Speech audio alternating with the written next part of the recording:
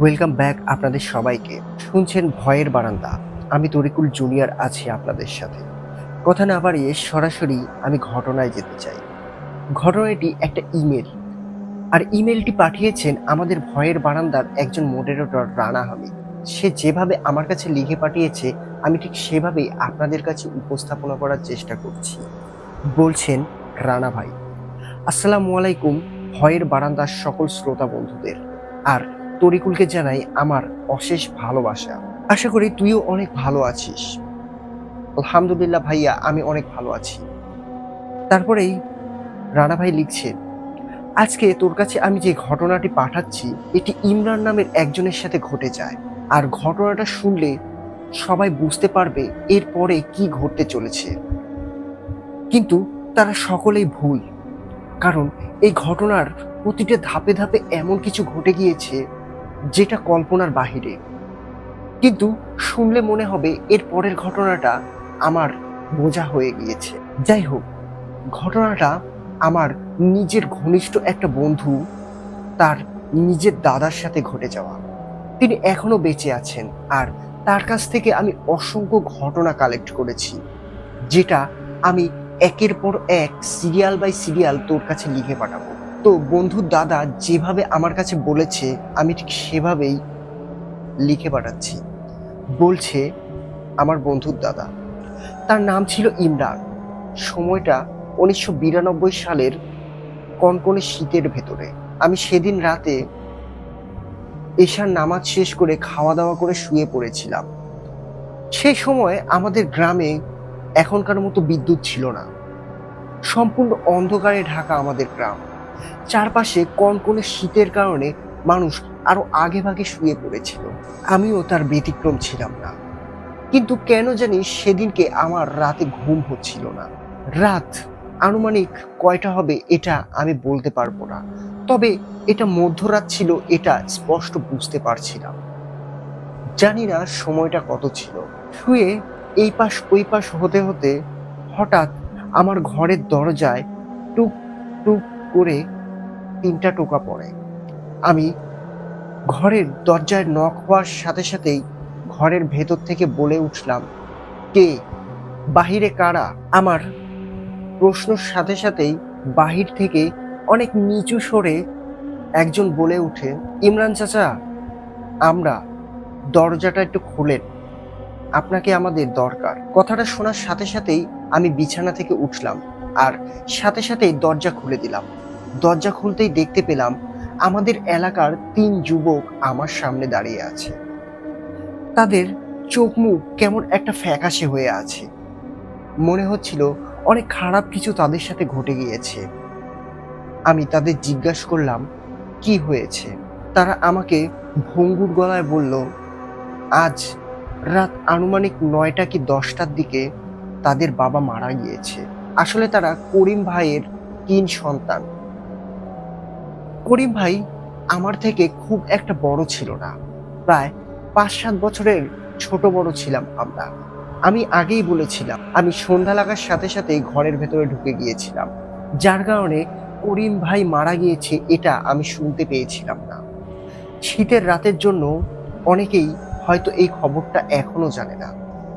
আমার বাড়ি থেকে করিম ভাইয়ের বাড়ির রাস্তা ছিল প্রায় 10 থেকে 15 মিনিটের রাস্তা। ভাইয়ের সাথে আমার সম্পর্ক অনেক ভালো ছিল। তিনি অত্যন্ত ভালো আর পরহেজগার একজন মানুষ ছিলেন। আমি কখনো তাকে নামাজ ছাড়া দেখিনি।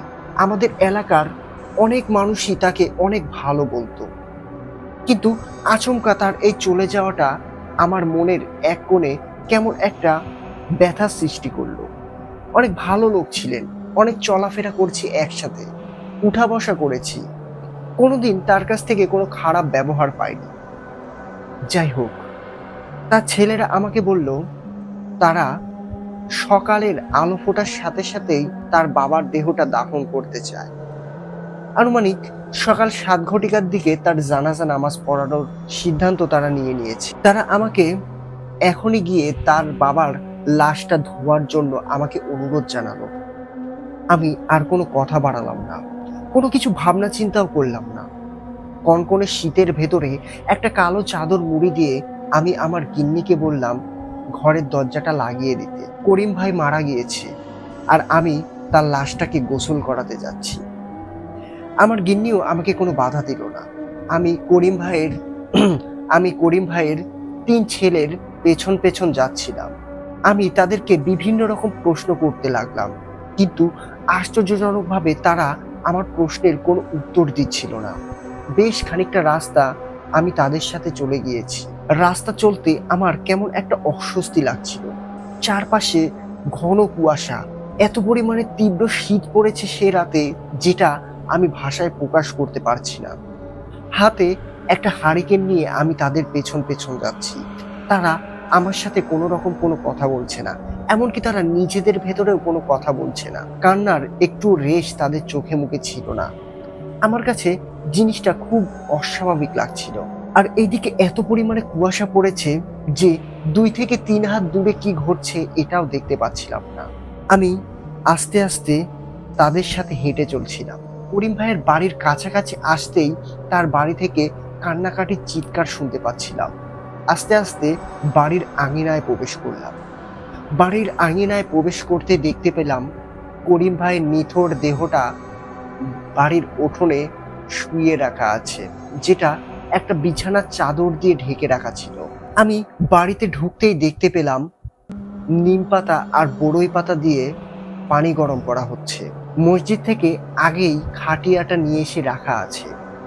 আমি করিম ভাইয়ের ৩ ছেলেকে নিয়ে একটা নির্দিষ্ট জায়গায় পর্দা টাঙালাম আর খাটিয়াটা নিয়ে কয়েকজন মিলে ধরে করিম ভাইয়ের লাশটা খাটিয়ার উপরে শোয়ালাম। যথারীতি সঠিক প্রক্রিয়ার মাধ্যমে আমি করিম ভাইয়ের লাশটি গোসল করালাম। গোসলের শেষে আমি কাফনের কাপড় পরিয়ে ঠিক করে বড় খাটিয়ার ওপরে শুয়ে নিজের বাড়ির উদ্দেশ্যে রওনা দেওয়ার সিদ্ধান্ত নিলাম। এই পর্যন্ত সবকিছু ঠিক ছিল, কিন্তু আমার মনের ভেতরে কেন জানি মনে হচ্ছিল কোনো কিছু ঠিক নেই, কোনো কিছু একটা ভুল হয়েছে, যেটা আমি বুঝতে পারছিলাম না। আমার মনের ভেতরে শুধু একটাই প্রশ্ন বারবার ঘুরপাক খাচ্ছিল, হয়তো কোনো কিছু ভুল হয়েছে। আমি আমার জীবনে অসংখ্য লাশ গোসল করিয়েছি, অনেক জিন পরির চিকিৎসা করেছি, অনেক অনেক খারাপ সময়ের ভেতর দিয়ে গিয়েছি, কিন্তু আজকের মতো এরকম অস্বস্তি আমার কোনো দিনও লাগেনি। যাই হোক, সবকিছু উপেক্ষা করে আমি নিজের বাড়ির উদ্দেশ্যে হাঁটতে আরম্ভ করলাম। এমন সময় করিম ভাইয়ের 2 ছেলে আমাকে বাড়ি পর্যন্ত এগিয়ে দেওয়ার প্রস্তাব আমাকে জানালো, কিন্তু আমি সরাসরি তাদের না করে দিলাম। হয়তো এই না করে দেওয়াটাই আমার জীবনের একটা অন্যরকম অধ্যায় নিয়ে আসতে চলেছিল। করিম ভাইয়ের বাড়ি থেকে আমি বেশ খানিকটা দূরে চলে এসেছি। রাস্তার চারপাশে ধান ক্ষেত, আর সেই দিক থেকে এত পরিমাণে তীব্র ঠান্ডা কুয়াশা আসছিল যে আমি কোনো কিছুই বুঝতে পারছিলাম না এবং দেখতে পারছিলাম না। হারিকেনের আলোটা একটু বাড়িয়ে দিলাম, কিন্তু এই আলো সেই তীব্র কুয়াশাকে ভেদ করে সামনের দিকে দেখার জন্য যথেষ্ট ছিল না। রাস্তার ধারেই একটা বড় আম গাছ পড়ে, আর আমি যখনই সেই আম গাছের কাছাকাছি এসে দাঁড়ালাম, হঠাৎ করেই চারপাশ থেকে কিছুটা কুয়াশা কেটে গেল, আর রাস্তার মাঝখানে বাতাসে এটা খুব স্বাভাবিক একটা ব্যাপার। আর এরই মাঝে আমি যা দেখতে পেলাম এর জন্য আমি মোটেও প্রস্তুত ছিলাম না। আমার হারিকেনের আলোতে আর কুয়াশার ভেতরে আবছা আবছা আমি বুঝতে পারলাম আম গাছের নিচে কেউ একজন দাঁড়িয়ে আছে, যার আকৃতিটা খুব লম্বা ছিল। মনে হচ্ছিল সাদা কাপড়ে জড়ানো কেউ একজন গাছের নিচে দাঁড়িয়ে আছে। যদিও রাস্তা থেকে গাছটার দূরত্ব প্রায় 2 থেকে 3 হাত ছিল। আমি চোখের ভুল মনে করে সেই গাছটিকে ক্রস করে চলে গেলাম। হঠাৎ করেই আমাকে আশ্চর্য করে দিয়ে পেছন থেকে একটা ভারী কণ্ঠস্বর ভেসে এলো, ইমরান, একটু দাঁড়া। আমি থমকে গেলাম, ভাবলাম হয়তো এটা আমার মনের ভুল, কারণ আমার এর আগে থেকে অস্বস্তি লাগছিল, যার কারণে আমার এরকমটা মনে হচ্ছে। আমি আবারও সামনের দিকে হাঁটার জন্য যেই না পা বাড়িয়েছি, আবারও পেছন থেকে ঠিক একই রকম গম্ভীর কণ্ঠে আমাকে বলল, ইমরান, একটু দাঁড়া। আমি সেখানেই দাঁড়িয়ে পড়লাম। তীব্রতর শীতের থেকেও যেন আমার শরীরটা আরো বেশি ঠান্ডা হয়ে গেল। আমার শরীরের ভেতর দিয়ে একটা গরম রক্তের স্রোত বয়ে গেল, যেটা ঠান্ডার ভেতরে আমাকে অন্যরকম একটা অনুভূতি দিল। আমি ভয়ে ভয়ে পেছনে তাকালাম। ঠিক যেটা চোখে দেখতে পেয়েছিলাম সেটাই হয়েছে। আম গাছের নিচে কেউ একজন দাঁড়িয়ে আছে। আমি তাকে জিজ্ঞাসা করলাম, কে কে আমাকে ডাকছে? তখন ঠিক আগের মতোই ভারী স্বরে আমাকে বলল, আমি কে এটা বড় প্রশ্ন নয়, বড় কথা হচ্ছে তুই এখনই যে লাশটাকে গোসল করিয়ে এলি সেটা সঠিক হয়নি। তুই আবারও ফিরে যা, ওই লাশটাকে তুই ঠিক করে গোসল করা, ওই লাশটাকে তুই ঠিকঠাক মতো গোসল করা। আমি এই কথাটা শুনে প্রচন্ড আশ্চর্য হয়ে গেলাম আর অনেক বেশি ভয় পেয়ে গেলাম। বুঝতে পারলাম এটা কোনো দুষ্টু জিনের কাজ, কারণ আমার কবিরাজি করার অভ্যাস আছে। আর এরকম সমস্যার সম্মুখীন আমি এর আগে অনেক অনেক বার হয়েছি। আমি তখন বললাম, শোন, আমি তোর কোনো ক্ষতি করিনি, তুই তোর রাস্তায় যা, আমি আমার রাস্তায়। এরপর ফের যদি আমাকে ডিস্টার্ব করিস তাহলে এর ফল কিন্তু খুব একটা ভালো হবে না। এই বলে আমি আবারও যেই পা বাড়িয়েছি, ঠিক আবারও একই রকম ভাবে আমাকে ডাক। এবার ডাকটা ছিল অন্যরকম, অনেক রাগী আর কর্কশ কণ্ঠে। ঠিক করিম ভাইয়ের কণ্ঠে আমাকে বলল, ইমরান, তোকে দাঁড়াতে বলেছি, তোকে বললাম না আমার লাশটা তুই ঠিক মতো গোসল করাসনি? তুই যদি আমাকে ঠিক মতো গোসল না করাস তাহলে আমার কবরে অনেক সমস্যা হবে। তুই ফিরে যা, তুই আমার লাশটাকে ঠিক করে গোসল করিয়ে নিজের বাড়িতে চলে যা। তুই আমার সাথে এরকমটা করতে পারিস না।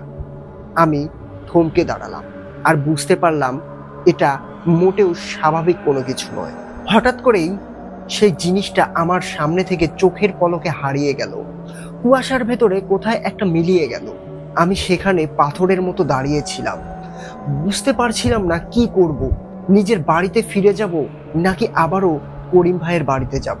এভাবে প্রায় 30 থেকে 35 সেকেন্ড আমি সেখানেই দাঁড়িয়েছিলাম। আমার মনে হলো, যেহেতু আমার মনের ভেতরে খুঁতখুত করছিল আর নিজের কানে আর চোখে যে জিনিসটা দেখলাম, আমার করিম ভাইয়ের বাড়িতে আবারও ফিরে যাওয়া উচিত। কিন্তু ফিরে গিয়ে আমি তাদেরকে কি বলবো এটা আমি বুঝতে পারছিলাম না। এটা যদি সত্যি করিম ভাইয়ের কারিন জিন হয়ে থাকে তাহলে আমার অবশ্যই বাড়িতে ফিরে যাওয়া উচিত, কারণ মানুষ মারা গেলে কবরে যাওয়ার আগ পর্যন্ত তার কারিন জিন আমাদের আশেপাশে ঘুরে বেড়ায়। আর হয়তো লাশটাকে আমি ঠিকঠাক মতো গোসল করাতে পারিনি। আমি এসব ভাবতে ভাবতে আবার করিম ভাইয়ের বাড়িতে গেলাম। আর করিম ভাইয়ের বাড়িতে গিয়ে তার বড় ছেলেকে আর 2জন মাথা মুরব্বীকে ডাক দিলাম, দিয়ে রাস্তায় ঘটে যাওয়া পুরো ঘটনাটা তাদেরকে শেয়ার করলাম। আমার ঘটনাটা শুনে তারা বেশ চিন্তিত হয়ে পড়ল। তারপরে আমাকে জানালো কি করা যায়। আমি সিদ্ধান্ত নিলাম আবারও করিম ভাইয়ের লাশটাকে খুলব আর ভালোভাবে পর্যবেক্ষণ করে দেখব সত্যি আমি ঠিকঠাক মতো গোসল করাতে পেরেছিলাম কি। যেই ভাবা সেই কাজ। আবারও পর্দা টাঙালাম আর লাশটাকে নিয়ে আবারও গোসল করানোর জন্য প্রস্তুতি নিলাম। আবারও নিম পাতা, বড়ই পাতা দিয়ে কুসুম কুসুম পানি গরম করা হলো। আমার এই কার্যকলাপ দেখে বাড়ির লোকজনেরা কুসংস্কারের কারণে আরো অনেক জোরে জোরে কাঁদতে লাগলো। চারপাশে কেমন একটা কুসংস্কারের কথা ছড়িয়ে পড়ল। আমরা এই জিনিসটাতে পাত্তা দিলাম না। কাফনের কাপড় খুলে আমি পুরো শরীরটা ভালোভাবে পর্যবেক্ষণ করে দেখলাম, সেখানে এতটুকু পরিমাণেও ভুল ছিল না। হঠাৎ করেই আমি তার গোপন অঙ্গের দিকে নজর দিলাম। সেখানে দেখলাম তার গোপন অঙ্গ কয়েকদিন আগেই পরিষ্কার করা হয়েছিল। কিন্তু এই নিয়ে কি কোনো সমস্যা হচ্ছে? আমি কোনো কিছু না ভেবে তার ছেলেদের দ্বারা তার শরীরটাকে আবারও আগের মতো করে একেবারে নতুন করে ফ্রেশ করে গোসল করালাম। সবকিছু পরিষ্কার করে দিলাম, দিয়ে ফ্রেশভাবে গোসল করানোর পরে আবারও কাফনের কাপড় মুড়িয়ে দিলাম, দিয়ে আবারও একা একা বাড়িতে যাওয়ার সিদ্ধান্ত নিলাম। কিন্তু তার ছেলেরা কোনো অবস্থাতেই আমাকে একা বাড়ি যেতে দিতে রাজি হলো না। কিন্তু আমি তাদের বললাম আমার একাই বাড়ি যাওয়া উচিত, কারণ এবারও যদি কোনো ভুল হয়ে থাকে তাহলে অবশ্যই অবশ্যই আমি বুঝতে পারবো। আমার কথাটাকে তারা বুঝতে পারলো আর আমাকে একাই নিজের বাড়িতে যাওয়ার জন্য ছেড়ে দিল।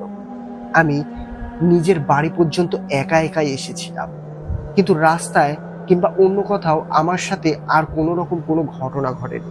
তবে এর ভেতরে একটা উল্লেখিত কথা কি, আমি যখনই করিম ভাইয়ের বাড়ি থেকে বের হয়েছিলাম তখন থেকেই আমার নাকে কেমন একটা সুঘ্রাণ পাচ্ছিলাম। যদিও করিম ভাইকে আমি একটা আতর, লোবান এসব লাগিয়ে দিয়েছিলাম, কিন্তু আমি যে গন্ধটা পাচ্ছিলাম সেটা আমার লাগানো আতরের ছিল না। এটা অন্যরকম একটা মিষ্টি, এমন একটা গন্ধ যেটা আমি ভাষায় প্রকাশ করতে পারছি না। আর এরকম গন্ধ আমি এর আগে কখনো পাইনি। আমি আমার বাড়িতে আসার পরেও এই গন্ধটা পাচ্ছিলাম। আমি শুয়ে পড়লাম আর মনে মনে করিম ভাইকে নিয়ে চিন্তা করতে লাগলাম। কখন যে ঘুমিয়ে গিয়েছি নিজেও বুঝতে পারিনি। আর ঘুমের মাঝে আমি অদ্ভুত একটা স্বপ্ন দেখতে পেলাম। স্বপ্নে আমি দেখতে পেলাম করিম ভাই অনেক দূর থেকে আমাকে বিদায় জানাচ্ছে, আর তার মুখে একটা অন্য রকমের হাসি ছিল। ফজরের আজান কানে আসায় ঘুম ভাঙল। ঘুম থেকে উঠে উজু করে নামাজ পড়ে, নামাজ শেষ করে করিম ভাইয়ের জানাজা করে তার লাশটা দাফন করে আমি বাড়িতে ফিরে এলাম। যখন করিম ভাইয়ের লাশটা আমি দাফন করছিলাম, ঠিক গতকাল রাতে পাওয়া ঠিক একই রকম আতরের গন্ধ আমি পাচ্ছিলাম। গন্ধটা এত পরিমাণে সুগন্ধি ছিল যে পুরো গোরস্থানের যে কোনো প্রান্ত থেকেই পাওয়া যাচ্ছিল। আমি পুরো গোরস্থানটা ঘুরে ঘুরে দেখছিলাম, কিন্তু পুরো গোরস্থানের ভেতরে ওই একই রকম গন্ধ আমার নাকে আসছিল। শুধু তাই নয়, করিম ভাই মারা যাওয়ার পর প্রায় 7 দিন হঠাৎই আমি এই গন্ধটা নাকে পাচ্ছিলাম। এই ছিল আমার ঘটনা। এই বলেই ইমরান ভাই থেমেছিলেন। আর এই ঘটনাটা সম্পূর্ণ বাস্তব ঘটনা। ইমরান ভাই নিজে একজন কবিরাজ। তিনি এখনো বেঁচে আছেন আর তিনি এখনো তার আমল চালিয়ে যান, যার কারণে তিনি তার ঠিকানাটা আমাকে জানাতে নিষেধ করেছেন। ইমরান ভাইয়ের এই লাশ ধোয়ার ঘটনাটা আপনাদের কাছে কেমন লেগেছে এটা অবশ্যই আমাকে জানাবেন, আর ঘটনাটা সিলেক্টেড হলেও আমাকে জানাবেন। আমি এরপরে ইমরান ভাইয়ের সাথে ঘটে যাওয়া আরো অসংখ্য ঘটনা শুনেছি, যেগুলো আমি একের পর এক তোর কাছে লিখে পাঠাবো। ততদিনের জন্য ভালো থাক। আজকের মতো বিদায় নিচ্ছি। আসসালামু আলাইকুম। ওয়ালাইকুম আসসালাম আমার বড় ভাই রানাকে। তিনি আমার নিজের মামাতো ভাই। শুধু তাই নয়, তিনি আমার ভয়ের বারান্দার একজন মডারেটর হিসেবে কাজ করেন। রানা ভাই, আপনার কাছে আমার অনুরোধ, আপনার ইমরান ভাইয়ের কাছ থেকে শোনা প্রতিটা ঘটনা আমার কাছে একের পর এক লিখে পাঠান। শ্রোতা বন্ধুরা, আপনাদের যদি এই ঘটনাটা ভালো লাগে তাহলে আমি ভেবেছি ইমরান ভাইকে নিয়ে একটা আলাদা সিরিজ তৈরি করব, যেখানে শুধু ইমরান ভাইয়েরই ঘটনা থাকবে। আপনাদের সম্মতি পেলেই আমি এই কাজটি করব। কথা হবে অন্য কোনো দিন, অন্য কোনো এপিসোডে। আর হ্যাঁ, অবশ্যই আমার কাছে ঘটনা লিখে পাঠান। torikul01752@gmail.com লিখে পাঠিয়ে দিন আপনার সাথে ঘটে যাওয়া কিংবা আপনার জানা শোনা ভয়ঙ্কর সব ঘটনা। আমাদের এই ভয়ের বারান্দা ইউটিউব চ্যানেলটি সাবস্ক্রাইব করতে একেবারেই ভুলবেন না। আর আজকের ঘটনাটা কেমন লাগলো অবশ্যই কমেন্ট করে জানান। আর আমরা ইমরান ভাইকে নিয়ে একটা সিরিজ তৈরি করতে চাচ্ছি। আপনাদের এতে কি মন্তব্য এটাও জানাবেন। যেভাবে লেখা আছে আমি ঠিক সেভাবে পড়ার চেষ্টা করছি। লিখেছেন, আমি রাজশাহী শহরের বাসিন্দা। খুব একটা ভয়ঙ্কর নয়, তবে আমি যখন শুনেছি আমার কাছে ঘটনাটা বেশ অদ্ভুত আর আশ্চর্যজনক লেগেছিল। যাই হোক, কথা না বাড়িয়ে আমি সরাসরি মূল ঘটনায় আসছি। পুরো ঘটনায় আমি 2টা পুকুরকে উল্লেখ করে কথা বলবো। ঘটনা দুটো এই দুটো পুকুরকে কেন্দ্র করে। প্রথম ঘটনাটা কিছুটা এইরকম। আমি ঘটনাটা আমার বাবার কাছ থেকে শুনেছিলাম। আমার বাবা তার দাদার কাছ থেকে এই ঘটনাটা শুনেছে। এটা রাজার আমলের একটা ঘটনা। তখন আমাদের রাজশাহীতে রাজ শাসন চলত। আর এই ঘটনাটা আমাদেরই এলাকার একটা পুকুরকে কেন্দ্র করে। যদিও সেই পুকুরটাকে এখন ভরাট করে দেওয়া হয়েছে, তবে এর ভেতরের একটা পুকুর এখনো ঠিক আগের মতোই আছে। যাই হোক, প্রথম যে ঘটনাটা বলছি, আমার বাবা আমার কাছে যেভাবে বলেছে আমি ঠিক সেভাবেই লিখে পাঠাচ্ছি। বাবা বলছেন, তখন আমি অনেক ছোট ছিলাম। তোর দাদা রাজার আমলের লোক ছিল, আর তোর দাদা নিজের চোখে একটা ঘটনা দেখেছিলেন। সেই ঘটনাটা আমাদেরই এলাকার ওই পুকুরটাকে কেন্দ্র করে। সেই পুকুরটা কোনো সাধারণ পুকুর ছিল না। আমিও নিজের ছোটবেলাতেও সেই পুকুরটাকে কখনো শুকাতে দেখিনি। পুরো চৈত বৈশাখ মাসের খরার সময়ও যখন খাল বিল ফেটে চৌচির হয়ে গিয়েছিল, কিছু কিছু কূপ থেকে তখন পানি ওঠাও বন্ধ করে দিয়েছিল, কিন্তু ওই পুকুরটাতে পানি থেকেই যেত। সেই পুকুরটার গভীরতা এত পরিমাণে বেশি ছিল যে আমরা কেউই সেই পুকুরে নামার সাহস পেতাম না। সেই পুকুরটার পাড় থেকে শুরু করে মাঝখান পর্যন্ত একই রকম ভাবে গর্ত করা ছিল, মানে একেবারে খাড়াভাবে গর্ত করা ছিল, যার কারণে পুকুরের আশপাশে নামলেও কোনো মাটি পাওয়া যেত না। এক কথায় আমরা যেটাকে বলতাম, ওই পুকুরে কোনো থা পাওয়া যেত না যেখানে দাঁড়িয়ে গোসল কিংবা অন্য কিছু করা যায়। বাবার মুখ থেকে শুনেছিলাম সেই পুকুরের নিচে নাকি কয়েকটা কুয়া খনন করা আছে, যার কারণে সেই কুয়ার জন্য ওই পুকুরের পানি কখনো শুকাতো না। এখন এই কুয়া জিনিসটা কি আপনাদের একটু বোঝায়। এটা ছিল আগেকার আমলের পুকুরের একটা ধাপ, যেটা অনেক গভীরভাবে খনন করা হতো, যার কারণে সেই পুকুরের পানি কখনো শুকিয়ে যেত না। যদি খরার সময় আসতো তাহলে সেই কুয়োর নিচ থেকে পানি উঠে পুরো পুকুরটি ভরে যেত। আর এই কুয়াটা একটা কিংবা দুইটা ছিল না, প্রায় 5 থেকে 7টা করে কুয়া খনন করা হতো। এটা ব্রিটিশদের হাতের কাজ কিংবা অন্য কারো কাজ, যেটা আমার দাদাও সঠিক বলতে পারতেন না, কারণ আমার দাদা নিজেও এই পুকুরটাকে অনেক ছোটবেলা থেকে দেখে আসছিলেন। তারপরে বাবা বলছেন, ওই পুকুরে অনেক বড় বড় মাছ হতো, কিন্তু সেই পুকুরে জাল টানার মতো সাহস কারো ছিল না, কারণ জালটা টানবে কিভাবে? সেই পুকুরে তো কোনো দাঁড়ানোর কোনো জায়গায় পাওয়া যেত না। খরার সময় যে পানিটা আসতো সেটা পুকুরের মাঝামাঝি অবস্থায় আসতো। সেই অবস্থাতেও পুকুরে জাল টানা সম্ভব হতো না। তাই এই পুকুরটি যাদের ছিল তারা বড়শি অথবা তৈরে জাল দিয়ে মাছ ধরত। কখনো কখনো আমরা কারেন্ট জালও পাততে দেখেছি। এখন আসি মূল ঘটনায়। ওই পুকুরে একটা অলৌকিক ঘটনা ঘটতো প্রতি বছরে বছরে। যদি ওই পুকুরে কেউ নামতো তাহলে সেখান থেকে আর ফেরত আসতো না। ওই পুকুরে নেমে একবার স্নান করা মানে সারা জীবনের মতো নিজেকে এই পৃথিবী থেকে হারিয়ে দেওয়া। তার লাশটাও কোথায় যেত এটাও খুঁজে পাওয়া যেত না। 2 বছর কিংবা 3 বছর অন্তর অন্তর যেই অলৌকিক ঘটনা ঘটতো সেটা কিছুটা ছিল এইরকম। এলাকার খুব প্রভাবশালী অথবা ধনী ব্যক্তি যারা ছিলেন তাদেরকে স্বপ্নে দেখানো হতো একটা মাথা কাটা গরু। হ্যাঁ, একটা মাথা কাটা গরু, যার পুরো বডিটা ছিল না, শুধু মাথার অংশটুকুই ছিল। সেই স্বপ্নের ভেতর এসে বলতো, আমাকে একটা সোনার চেন বানিয়ে দিস। আর সেই চেনটা কেমন হবে, অর্ধেকটা সোনার দড়ির মতো আর অর্ধেকটা পাটের ছিল। যার যেরকম সামর্থ্য ছিল তাকে ঠিক সেই রকম ভাবেই দিতে হতো। যদি এই জিনিসটা সে প্রত্যাখ্যান করত তাহলে তার অনেক অনেক বড় ক্ষতি হয়ে যেত। ক্ষতিটা ছিল কিছুটা এইরকম, হয় নিজের পরিবার থেকে 2-3 জন মারা যেত, অথবা তার ব্যবসা কিংবা তার সম্পত্তির ওপরে একটা খারাপ প্রভাব পড়ত, যার কারণে পথের ফকির হয়ে যেত। এই স্বপ্নটা সবাইকে দেখাতো না। যার এই জিনিসগুলো দেওয়ার সামর্থ্য ছিল, শুধু তারাই এই স্বপ্নটা দেখতে পেতেন।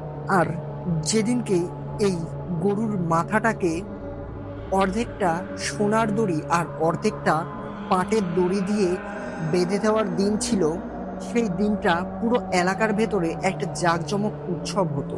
উৎসবটা ঠিক এইরকম হতো, পুকুরের চারপাশে ঢাক ঢোল বাজানো হতো, আর পুকুরের চারপাশ দিয়ে অনেক মিষ্টি সন্দেশ এগুলো ছেটানো হতো।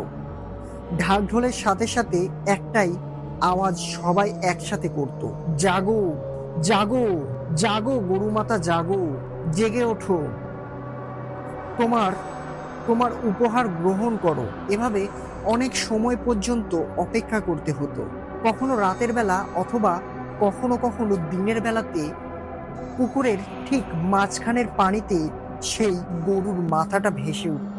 তখন যাকে স্বপ্নে দেখানো হয়েছিল তাকে নিজে সাঁতার কেটে ওই গরুর মাথার কাছে গিয়ে অর্ধেক সোনার আর অর্ধেক পাটের দড়িটা বেঁধে দিয়ে আসতে হতো।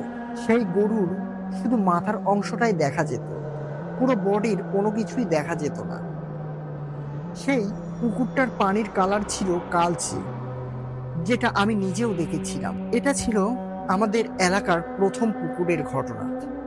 এখন আসছি আমাদের এলাকার দ্বিতীয় পুকুরের ঘটনায়। এই পুকুরটাও ঠিক আগের পুকুরের মতোই ছিল, অনেক গর্ত আর মাঝখানে কুয়া সেট করা ছিল, যার কারণে এই পুকুরের পানিও কখনো শুকিয়ে যেত না। তবে এই পুকুরের একটা বিশেষত্ব ছিল কি, এই পুকুরে জাল টেনে প্রতি বছরেই মাছ ধরা হতো। আমার বাবা নিজের চোখে এই ঘটনার সাক্ষী হয়েছিলেন। বাবা বলছেন, যেদিন ওই পুকুরে জাল টানা হচ্ছিল আমি নিজে সেখানে দাঁড়িয়েছিলাম। জাল টানার শেষে এক পর্যায়ে যখন মাছ উঠে আসে, তখন সবাই একটা একটা করে বড় ছোট মাছ আলাদা করছিল। যেগুলো ছোট ছোট মাছ সেগুলো তারা আবার পুকুরের পানিতে ফেলে দিত। এরই ভেতরে এমন একটা মাছ আমার নজরে পড়ে, যেটার জন্য আমি মোটেও কল্পনা করেছিলাম না।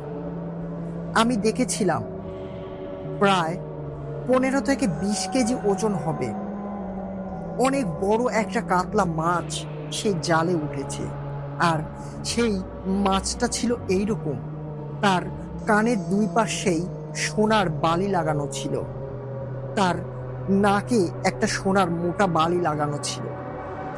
মাছের কপাল থেকে শির পর্যন্ত একটা লম্বা সিঁদুরের মতো দাগ ছিল। সবাই ওই মাছটাকে দেখে বলে উঠল, মা কাতলা উঠেছে, মা কাতলাকে ছেড়ে দে। তাই সবাই সম্মানের সহিত সেই মা কাতলাটাকে আবারও পুকুরের পানিতে ছেড়ে দিয়েছিলেন। আর এই ঘটনাটা একবার দুইবার নয়, আমাদের এলাকার ওই পুকুরে জাল টানা হতো, প্রতিবারই সেই মাছটা জালে আটকা পড়তো। আর প্রতিবারের মতোই সেই মাছটাকে সকলে মিলে সম্মানের সহিত পুকুরের পানিতে আবার ছেড়ে দিতেন। সময়ের সাথে সাথে সেই পুকুরটি এখন অনেক বড় হয়ে গিয়েছে, তবে অনেক অনেক বছর ধরে সেই পুকুরে জাল টানার পরেও মা কাতলাকে আর দেখা যায় না। সেই পুকুরের পানি এখন অনেকটাই শুকিয়ে আসে, কিন্তু সেই মা কাতলাটাকে এখন আর ওই পুকুরে দেখা যায় না। আর প্রথম যে পুকুরের ঘটনাটা আপনার কাছে বলেছি, ওই পুকুরটা এখন ভরাট করে দেওয়া হয়েছে। সময়ের সাথে সাথে সেখানে এখন বিল্ডিংও উঠে গিয়েছে। যাই হোক, ঘটনাটা এখানেই শেষ। জানি না আপনার কাছে কতটা বিশ্বাসযোগ্য মনে হয়েছে এই ঘটনাটা, তবে আমার বাবা যেভাবে বলেছে আমার কাছে এটা অবিশ্বাসের কিছুই মনে হয়নি। কারণ আমাদের অগোচরে এরকম ঘটনা রহরহ ঘটে যায়। আমার কাছে এরকম আরো বেশ কয়েকটা ঘটনা আছে, যেগুলো খুব একটা বড় নয় আর এত পরিমাণে ভয়ঙ্করও নয়। যদি এই ঘটনাটা সিলেক্টেড হয় তাহলে আমি পরবর্তী ঘটনাগুলো আপনার কাছে লিখে পাঠাবো। ততদিনের জন্য ভালো থাকবেন। আসসালামু আলাইকুম।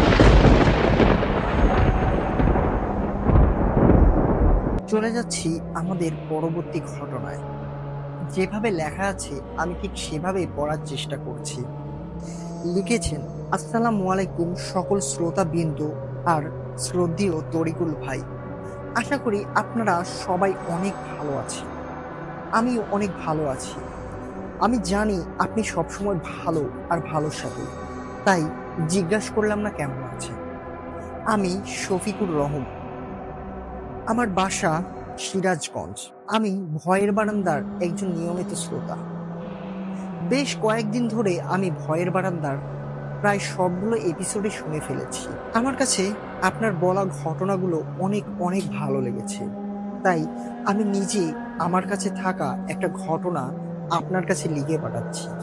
জানি না ঘটনাটা আপনার কাছে কেমন লাগবে, তবে এই ঘটনাটা আমি আমার নিজের দাদির কাছ থেকে শুনেছি। আমার দাদি আমাকে যেভাবে বলেছে আমি সেভাবেই আপনার কাছে লিখে পাঠাচ্ছি। বলছেন আমার দাদি, সাল 1949 কিংবা 48 হতে পারে। এটা আমার দাদির ভাষ্য ছিল। তখন আমার দাদির বয়স ছিল প্রায় 13 কি 14 বছরের মতো। বলে রাখি, আগেকার মানুষের বিয়ে হতো অনেক অনেক ছোটবেলায়। আমার দাদি যখন বিয়ে হয়েছিল তখন তার বয়স ছিল 5 বছর। আমার দাদি আমাদের কাছে বলতেন, তার যখন বিয়ে হয় তখন আমার দাদি পায়জামার ফিতা পর্যন্ত বাঁধতে পারতেন না। আমার দাদির পায়জামার ফিতা বাঁধার জন্য আমার দাদার কাছে যেতেন অথবা তার শাশুড়ির কাছে যেতেন। এখন এইখানে আপনাদের মনে একটা প্রশ্ন আসতে পারে, তাহলে তারা স্বামী স্ত্রী কি একসাথে শুতেন? আসলে না, তাদের বিয়ে হতো অনেক অনেক ছোট্ট বয়সে, কিন্তু তারা একসাথে থাকতেন না। আমার দাদা থাকতো আলাদা, আর আমার দাদি থাকতো আমার দাদার মায়ের সাথে। 12 কি 13 বছর বয়স থেকে আমার দাদা আর দাদি একসাথে থাকা শুরু। যাই হোক, মূল ঘটনায় আসি। দাদি বলছেন, আমি তোর দাদার সাথে থাকার প্রায় বছর খানেকের মাথায় তোর বাবা হয়েছিল। তোর বাবা পেটে এসেছিল। তোর বাবার বয়স ছিল তখন 8 কি 9 মাস। এরই মধ্যে আমি একটা স্বপ্ন দেখতে আরম্ভ করি। আমার স্বপ্নটা ছিল এইরকম, তখন আমাদের বাড়ির চারপাশটা খোলামেলা ছিল। 2-3টা ঘর ছাড়া আর কোনো কিছুই ছিল না। আর বাড়ির পাশ দিয়ে একটা ছোট্ট নদী বয়ে গিয়েছে। সেই নদীর ধারেই আমি প্রতি রাতেই স্বপ্নে দেখতাম একটা বড় পাতিল, যার ভেতরে সোনার কয়েন চকচক করছিল। সেই পাতিলের সামনে আমি দাঁড়িয়ে আছি, আর আমাকে একটা গায়েবী আওয়াজে বলছিল, তুই কি তুই কি এই পাতিলটা নিতে চাস? তুই যদি এই পাতিলটা নিস, তাহলে তোর একটা কাজ করতে হবে। যদি সেই কাজটা তুই করতে পারিস, তাহলে এই পাতিলটা আমি তোকে দিয়ে দেব। এরকম ভাবেই আমার দাদি প্রায় 10 থেকে 12টা দিন একই রকম স্বপ্ন প্রতি রাতেই দেখতে থাকে।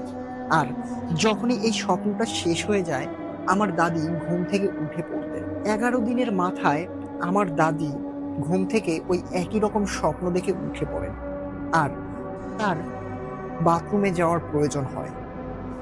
তিনি মনে মনে ভাবলেন, বাহিরে নদীর ধার থেকে তিনি নিজের কাজ শেষ করে আসবেন, আর সত্যি স্বপ্নে দেখা সেই জিনিসটি আছে কিনা এটাও তিনি দেখে আসবেন। যদিও আমার দাদির বয়স ছিল অনেক কম, কিন্তু কম বয়সে কৌতূহলের মাথায় আমার দাদি বাড়ি থেকে বের হয়ে নদীর কাছে যায়। আর নদীর কাছে যেতে আমার দাদি যা দেখতে পায়, এর জন্য আমার দাদি মোটেও প্রস্তুত ছিল না। আমার দাদি ঠিক তার সামনে একটা বড় পাতিলের ভেতরে চকচক করা কিছু সোনার মুদ্রা দেখতে পান, যেগুলো চাঁদের আলোয় জ্বলজ্বল করছিল। ঠিক স্বপ্নে আমার দাদি যেরকম দেখতেন, আজ নিজের চোখে তিনি সেই স্বর্ণের কয়েনের পাতিলের সামনে একই রকম ভাবে দাঁড়িয়ে আছে। এটা দেখে আমার দাদি প্রথমে নিজের চোখকে বিশ্বাস করতে পারে। তিনি তার সাথে থাকা পানি দিয়ে নিজের চোখ মুখটা ধুয়ে নেন, আর আবারও লক্ষ্য করে দেখেন তিনি কোনো স্বপ্ন দেখছেন না, এটা বাস্তবেই তার সামনে দাঁড়িয়ে আছে। আর এমন সময় একটি গায়েবী আওয়াজ এলো।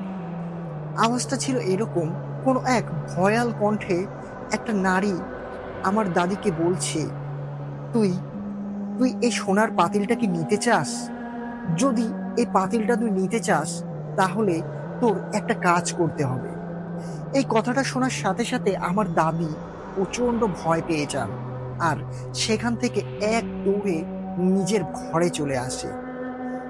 তার হাতে থাকা পানির পোটলাটাও পড়ে গিয়েছিল। তিনি কোনো রকমে ঘরে এসে দাদার পাশে ঘাপটি মেরে শুয়ে পড়েন। সেদিন রাতে আর দাদির কোনো ঘুম হয়েছিল না। গতকাল রাতে ঘটে যাওয়া ঘটনা তিনি তার শাশুড়িকে জানাবেন বলে মনস্থির করেন, কিন্তু কোনো এক অজানা ভয়ের কারণে তিনি এই ঘটনাটা জানাতেও পারেন না। এভাবেই 12 দিনের মাথায় আমার দাদি যখন ঘুমিয়েছিল, তখন আবারও স্বপ্নে দেখেন। এবার স্বপ্নে সেই পাতিলের কাছে একটা ছায়ামূর্তি দাঁড়িয়েছিল, যার পরনে ছিল সাদা কাপড় আর কেমন একটা মধ্যবয়স্ক নারী। তার চুলগুলো সাদা সাদা খোলা ছিল, যেগুলো বাতাসে উড়ছিল। আমার দাদি ঠিক আগের মতো করেই সেই পাতিল আর ওই মধ্যবয়স্ক নারীর সামনে দাঁড়িয়ে আছে। সেই নারী একগাল হাসি নিয়ে আমার দাদিকে বলল, এই এই সোনার পাতিলটা আমি তোকে দিয়ে দেব, কিন্তু বিনিময়ে তোর একটা কাজ করতে হবে। কাজটা হলো এইরকম, যদি তুই তোর স্বামীর কেনি আঙ্গুল, মানে যে আঙ্গুলটা সবচেয়ে ছোট বাম হাতের, সেই আঙ্গুল থেকে সুই দিয়ে কিংবা কোনো কাঁটা দিয়ে ফুটো করে কলার মাঝ পাতা, মানে কলা গাছের ভেতর থেকে টিয়া কালারের যেই মধ্য পাতা বের হয়, সেই পাতার ওপরে যদি 1 ফোঁটা রক্ত নিয়ে আসতে পারিস, তাহলে এই পাতিলটা আমি তোকে দিয়ে দেব। আর যদি তুই তোর নিজের ছেলের বাম হাতের কনুই আঙ্গুল থেকে 2 ফোঁটা রক্ত ওইরকম কলার মাছ পাতাত করে আমাকে নিয়ে এসে দিতে পারিস, তাহলে আমি তোকে এরকম পাতিল আরো 2টা দেব। আমার দাদি এই কথাটা শুনে ঘুম থেকে উঠে পড়ল। তিনি মনে মনে ভাবলেন এটা কোনো একটা স্বপ্ন ছিল।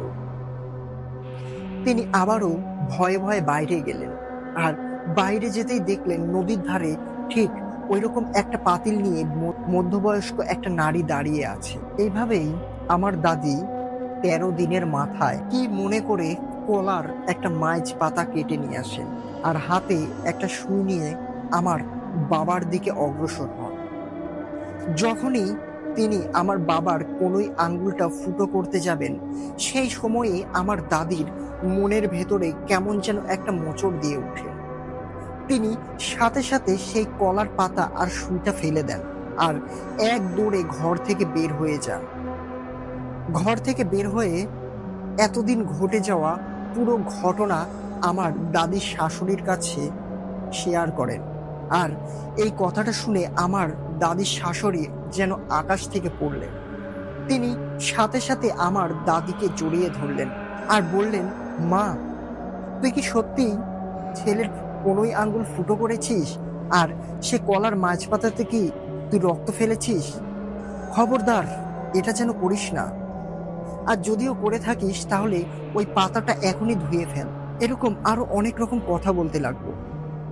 তার বিশ্বাসই হচ্ছিল না যে তিনি আমার বাবার হাত থেকে কোনো রক্ত নেননি। তিনি নিজে এসে চেক করে দেখেন, সেখানে কলার পাতা আর সুই পড়ে থাকতে দেখেন। এটা দেখে তিনি হাঁপ ছেড়ে বাঁচলেন, আর আমার দাদিকে বললেন, এরপর থেকে যদি কোনো রকম কোনো ঘটনা ঘটে, তাহলে অবশ্যই অবশ্যই যেন তার কাছে শেয়ার করে। আর তিনি যে কাজটি করতে গিয়েছিলেন, এটা মোটেও কোনো ভালো কাজ নয়। তিনি যদি সেদিনকে আমার বাবার কোনোই আঙ্গুল থেকে 2 ফোঁটা রক্ত দিতেন, তাহলে আমার বাবা সাথে সাথে মারা যেত। আর তাকে যে লোকটি দেখানো হয়েছিল যে এক পাতিল স্বর্ণ মুদ্রা দেবে, এটা সম্পূর্ণ ভুয়া ছিল। এটা একটা ফাঁদ ছিল। এই পিশাচ সেই আমলে অনেক অনেক তাণ্ডব চালাতো। তারা মানুষকে বিভিন্নভাবে লোভ দেখাতো, আর লোভ দেখানোর পরে তাদের কাছ থেকে বড় বড় কিছু জিনিস দাবি করত। সেই জিনিসগুলো পেয়ে গেলে তারা সেই লোভ দেখানোর জিনিসগুলো আর দিত না। যাই হোক, সেদিন আমার বাবা বেঁচে গিয়েছিল।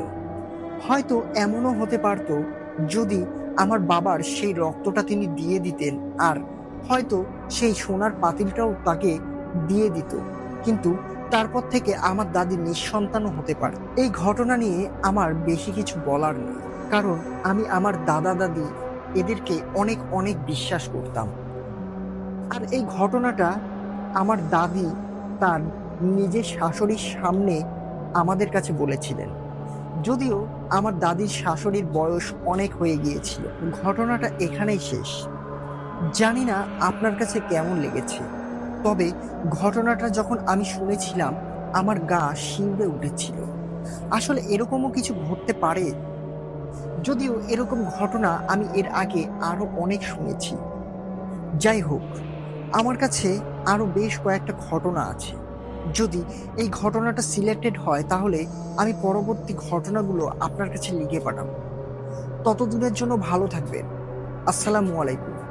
আর আমি ওপরে যে নামটা ব্যবহার করেছি এটা আমার ছদ্মনাম। সঙ্গত কারণে আমি আমার নাম ঠিকানা প্রকাশ করতে চাচ্ছি না। তার অরিজিনাল নাম আর ঠিকানা আমাদের কাছে প্রকাশ করেছেন। নিষেধাজ্ঞা থাকার কারণে আমি সেই নাম ঠিকানা প্রকাশ করছি না। চলে যাব আমাদের পরবর্তী ঘটনায়। আশা করছি এই ঘটনাটাও আপনাদের অনেক অনেক ভালো লাগবে। যারা এখনো আমাদের সাথে আছেন তারা ভিডিওতে একটা লাইক দিয়ে চ্যানেলটি সাবস্ক্রাইব করে রাখুন। আর এপিসোডের শুরুতেই আমি বলেছিলাম আমরা কুরবানি ঈদ নিয়ে কি করতে চলেছি, তাই সরাসরি ডেসক্রিপশন বক্সে থাকা আমার অফিসিয়াল ফেসবুক আইডিতে অবশ্যই একটা মেসেজ করে জানিয়ে দিন আমাদের কোথায় আসতে হবে আপনার সাথে দেখা করার জন্য। চলে যাচ্ছি আমাদের পরবর্তী ঘটনায়। আশা করছি এই ঘটনাটাও আপনাদের অনেক ভালো লাগবে।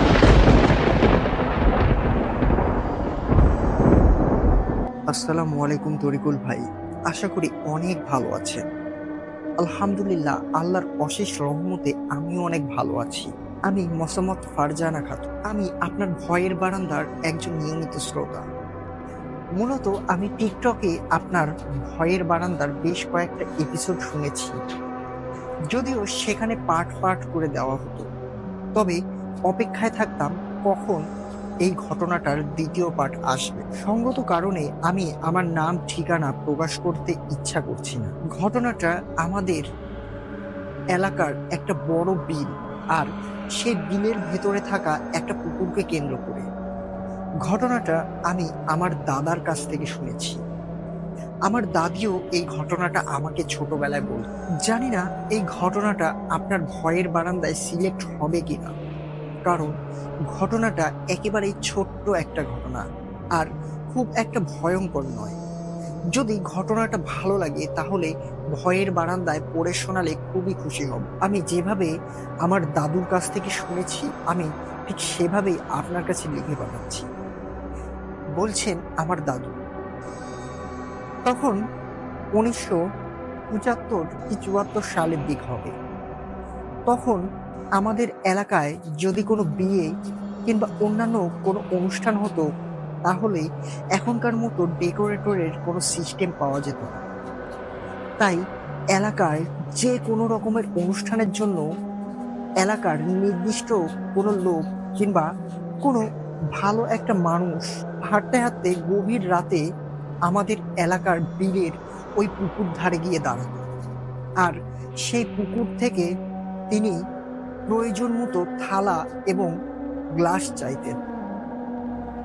কবে লাগবে এই কথাটা তিনি বলে আসতেন। যথারীতি যেই দিন প্রয়োজন ছিল তার আগের দিন রাতের বেলায় 2-3 জনকে সাথে করে নিয়ে সেই পুকুরের কাছে গেলে পুকুরের মাঝখানে সেই সমপরিমাণে প্লেট আর গ্লাস পাওয়া যেত। আর সেই গ্লাস আর প্লেটগুলো কোনো সাধারণ গ্লাস প্লেট ছিল না, এখনকার মতো কাচের কিংবা মেলামাইনের নয়, কাঁসা বা পিতলের কোনো একটা ধাতুর জিনিস, যেটা রোদের আলোয় কিংবা দিনের আলোয় চকচক করে উঠে। আমার দাদার বাবা একদিন নিয়ত করে তার বাবার মিলাদের জন্য, কিন্তু গ্রামবাসীকে খাওয়াতে গেলে এত পরিমাণে প্লেট আর গ্লাসের প্রয়োজন যেটা আপনাকে বোঝাতে পারবো না। তাই আমার দাদার বাবা প্রায় মধ্যরাতে সেই পুকুরটির কাছে যান। আর সেই পুকুরটির নাম ছিল ভুয়ার পুকুর। যদিও এখন এই 2025 সালে এসেও ওই ভুয়ার পুকুরটা এখনো এক্সিস্ট করে। আর আমি ছোটবেলাতেও নিজে অনেকবার সেই পুকুরে গিয়েছিলাম। সেই কথায় পরে আসছি, এখন আসি মূল ঘটনায়। আমার দাদার বাবা সেই পুকুরের কাছে গিয়ে 50খানা প্লেট আর 50খানা গ্লাস চেয়ে বসলো। তারপরে তিনি সেখান থেকে চলেও এলেন।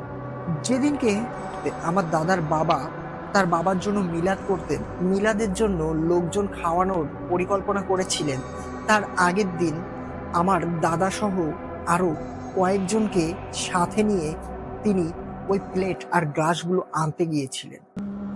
সেখানে গিয়ে তিনি ঠিক যেটা চেয়েছিলেন সেই সমপরিমাণে প্লেট আর গ্লাস পুকুরের মাঝখানে ভেসে থাকতে দেখেন। একজন সাঁতরে গিয়ে সেই প্লেট আর গ্লাসগুলো নিয়ে আসে। তারপরে আমার দাদুর বাবা সেই প্লেট আর গ্লাসগুলো পরের দিন ধুয়ে মুছে পরিষ্কার করে সেই পুকুরে আবারও ফেরত দিয়ে আসেন। এরকম ভাবেই সেই সময়ের লোকজন ওই পুকুর থেকে গ্লাস অথবা প্লেট এগুলো চেয়ে চেয়ে নিয়ে যেতেন, আবার কাজ শেষ হয়ে গেলে পরবর্তীতে ফেরতও দিয়ে যেতেন। কিন্তু একদিন ঘটেছিল একটা অস্বাভাবিক ঘটনা। আমাদেরই পাশের এলাকার একটা লোক সেই পুকুরে গিয়ে 100টা প্লেট আর গ্লাস চেয়েছিলেন। তিনি সেই প্লেট আর গ্লাসগুলো পেয়েও ছিলেন। শুধু আমাদের এলাকার এই গ্লাস আর প্লেট নেওয়ার রেওয়াজ আরো বেশ কয়েকটা এলাকাতেও ছিল, তারাও প্রয়োজনে এসব নিয়ে যেতেন। কিন্তু আমি যেই লোকটির কথা এখন বলছি, তিনি সেই প্লেট আর গ্লাসগুলো নিয়ে গিয়েছিলেন, কিন্তু এর ভেতর থেকে 2টা গ্লাস আর 2টা প্লেট তিনি ফেরত দিয়েছিলেন না। মানে 100টা প্লেট আর 100টা গ্লাসের ভেতরে 98টা প্লেট আর 98টা গ্লাস ফেরত দিয়েছিলেন। বাকি 2টা প্লেট আর গ্লাস তিনি নিজের কাছে রেখে দিয়েছিলেন। এই ঘটনার পর আমার দাদা বলেছিলেন সেই লোকটি অস্বাভাবিক রকমের অসুস্থ হয়, আর তার ঠিক 15 থেকে 20 দিনের মাথায় সেই লোকটি মারাও যায়। কিন্তু এই ঘটনার পর থেকে সেই পুকুর থেকে আর কখনো কোনো প্লেট কিংবা গ্লাস আর কাউকে দেওয়া হয়নি। জানি না এই ঘটনাটা কতখানি সত্য, কারণ আমি এই ঘটনার কোনো সাক্ষী নেই। কিন্তু আমার দাদা আর আমার দাদার বাবা এই ঘটনার সম্পূর্ণ স্বয়ং সাক্ষী ছিলেন। আমার দাদা নিজেও সেই পুকুর থেকে প্লেট আর গ্লাস নিয়ে এসেছিলেন। ঘটনাটা এখানেই শেষ। জানি না আপনার কাছে কেমন লেগেছে, তবে এই ঘটনাটা যখন আমি শুনেছিলাম আমার কাছে খুব খুব আশ্চর্যজনক লেগেছিল। তাই এই ঘটনাটা আপনার কাছে আমি লিখে পাঠালাম। যদি ভালো লাগে তাহলে আপনার ভয়ের বারান্দায় আপনার কণ্ঠে পড়ে শোনালে খুবই খুশি হব। আমার কাছে আর কোনো ঘটনা নেই। যদি এরকম কোনো ঘটনা আমি পেয়ে থাকি তাহলে অবশ্যই আপনার ভয়ের বারান্দায় লিখে পাঠাবো। আজকের মতো বিদায় নিচ্ছি। সবাই ভালো থাকবেন আর আমার জন্য দোয়া করবেন। আসসালামু আলাইকুম সবাইকে। আশা করি সবাই অনেক ভালো আছে। আলহামদুলিল্লাহ, আমিও অনেক ভালো আছি। আমি সবসময় ভালো আর ভালোর সাথে। মৃত্যুর আগ পর্যন্ত আমি ভালো। আর এই মৃত্যু নিয়ে একটা কথা না বললেই নয়। আজকে আপনাদের এমন একটা মর্মান্তিক ঘটনা শোনাতে চলেছি যেটা আপনারা বিশ্বাসই করতে পারবেন না, যে এরকম ভাবেও মানুষের মৃত্যু হতে পারে। আমাদের মাঝ থেকে বিদায় নিয়ে চলে গেল পবিত্র ঈদুল ফিতর। আর খুব একটা বেশি দেরি নেই, মোটের ওপরে হাতে গোনা কয়েকটা দিন, তারপরেই ঈদুল আজহা। আমরা সবাই ঈদুল আজহা নিয়ে অনেক প্ল্যান করা শুরু করেছি। তাই আমিও আপনাদের জন্য ঈদুল আজহা নিয়ে একটা বিশেষ প্ল্যান করেছি। তাই আমি ভেবেছি এবার ঈদুল আজহায় একটা স্পেশাল এপিসোড নিয়ে আসব। আর এই এপিসোডটা আমাদের পুরো নাটোর জেলা থেকে আমরা ঘটনা কালেক্ট করব। আমরা অন্য কোথাও যেতে চাই না, শুধু আমাদের নাটোর জেলার ভেতরেই আমরা ঘুরে ঘুরে আপনাদের জন্য ঘটনা কালেক্ট করছি। আগামী সপ্তাহে থেকে আমাদের 4টি দল বের হবে আপনাদের জন্য ঘটনা কালেক্ট করার জন্য। তার জন্য আপনাদের একটু সাপোর্ট দরকার। যারা আমাকে নাটোর থেকে শুনছেন অথবা নাটোরের পার্শ্ববর্তী এলাকা থেকে শুনছেন, এই ভিডিও ডেসক্রিপশন বক্সে দেওয়া আমার নিজের অফিসিয়াল ফেসবুক আইডিতে মেসেজ করুন আর আমাকে জানিয়ে দিন কোথায় আপনার সাথে আমি দেখা করতে পারবো। আমি কিংবা আমার টিম যে কোনো একজন আপনার সাথে গিয়ে দেখা করবে, তাই কেউ মিস করবেন না। আর যারা আমাদের নাটোর কিংবা নাটোরের আশপাশ থেকে শুনছেন তারা অবশ্যই আমাদের এই চ্যানেলটি সাবস্ক্রাইব করে আমাদের সাথেই থাকবেন। আর কোনো কথা বাড়াতে চাচ্ছি না। আমি আপনাদের বলেছি আপনাদের পাঠানো ছোট থেকে ছোট ঘটনাও আমি বাদ দেব না। ঠিক এরকমই কিছু অনাকাঙ্ক্ষিত ঘটনা নিয়ে আজকের এপিসোড। আপনারা শুনলে হয়তো বিশ্বাস করবেন না, তবে এই ঘটনাগুলো বাস্তব আর এরকম ঘটনা অসংখ্য আমার কাছে আসে। তাই আমি এই ঘটনাগুলো কোনো অবস্থাতেই আপনাদের শোনানো মিস করতে চাই না। চলে যাচ্ছি আমাদের প্রথম ঘটনায়। আশা করছি এই ঘটনাটা আপনাদের অনেক ভালো লাগবে, সাথে অনেক হৃদয় বিদারক একটা ঘটনা। আর কোনো কথা নয়, চলে যাচ্ছি আমি আমাদের প্রথম ঘটনায়। যেভাবে লেখা আছে আমি ঠিক সেভাবেই পড়ার চেষ্টা করছি। লিখেছেন, আসসালামু আলাইকুম তরিকুল ভাই, আমি জানি আপনি সবসময় ভালো আর ভালোর সাথে, তাই নতুন করে জিজ্ঞাসা করলাম না কেমন আছেন। আলহামদুলিল্লাহ, আমিও আল্লাহর অশেষ রহমতে ভালো আছি। যাই হোক, আমার বাসা নাটোর সিংড়া মান্তাপাড়া। আমি পেশায় একজন সাপুড়িয়ে। আর আজকে আমি আপনার কাছে যে ঘটনাটা লিখে পাঠাচ্ছি এটা আমার নিজের বাবার সাথে ঘটে যাওয়া একটা ঘটনা। ঘটনাটা অনেক মর্মান্তিক একটা ঘটনা। লেখার মাঝখানে অনিচ্ছাকৃত ভুলের জন্য আমি আগেই ক্ষমা প্রার্থনা। আমার বাবা আমাদের কাছে প্রথমে যেভাবে বলেছেন আমি ঠিক সেভাবেই বলছি। তারপরের ঘটনাগুলো আমি নিজেই আপনাদের বলবো। সময়টা ছিল 2015 কি 16 সালের দিকে। আমাদের মান্তাপাড়ার নাম অনেকেই শুনেছেন কিংবা অনেকেই আমাদের এলাকায় গিয়েছেন। আপনারা সবাই জানেন আমরা সাঁওতাল গোষ্ঠী, পেশায় আমরা সাপুড়িয়ে। আমাদের নিত্যদিনের কাজ হলো সাপ ধরা এবং সেগুলো বিক্রি করা, অথবা সাপের খেলা দেখিয়ে সেখান থেকে কিছু অর্থ উপার্জন করা। যাই হোক, এরকমই একদিন আমি সহ আমার বাবা আর আমাদের গ্রামের বেশ কয়েকজন ছন্নছাড়া হয়ে সাপ ধরতে বের হয়ে যাই। ছন্নছাড়া বললাম এই কারণে, কারণ আমরা সবাই নিজেদের একটা এলাকা ভাগ করে নিয়েছিলাম। সঙ্গত কারণে আমার বাবা যে এলাকাতে গিয়েছিল সেই এলাকার নাম আমি প্রকাশ করছি না।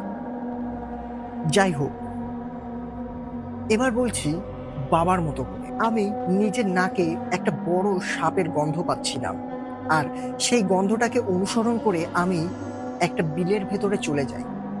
আর সেই বিলের পাশেই ছিল একটা ছোট্ট কুয়ো। আসলে আমাদের নাটোরবাসী কিংবা আমাদের নাটোরে এই বিলের ভেতরে এই কুয়োটাকে কুয়া বলে ডাকে। এখানে কখনোই পানি শুকায় না, আর এর গভীরতাও অনেক বেশি। যাকগে সেই কথা। বাবা যখনই সেই কুয়োর কাছে এলো তখন বাবা দেখতে পেল সেখানে একটা বড় সাপ শুয়ে আছে, আর সেই সাপের গা থেকেই যে গন্ধটা বের হচ্ছিল ওটাই আমার বাবা পাচ্ছিল।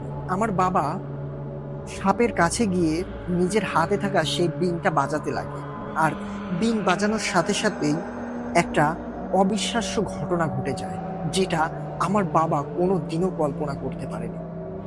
আমার বাবা স্পষ্ট শুনতে পায় সেই সাপটি আমার বাবাকে বলছে, তুই আমাকে এখন ধরিস না, আমি জানি তুই আমাকে ধরার জন্যই এত দূর এসেছিস, তবে আর বেশি দেরি নেই।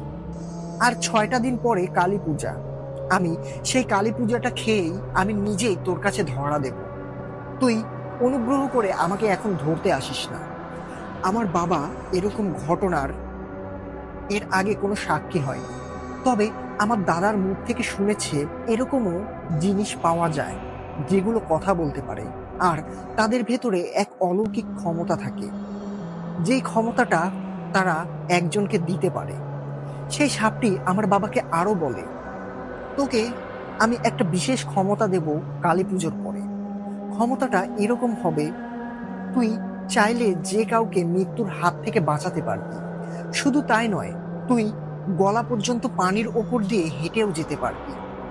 মোট কথা, তুই পানির ওপর দিয়ে হাঁটতে পারবি, কিন্তু তোর দোহাই লাগে তুই এখন আমাকে ধরিস না।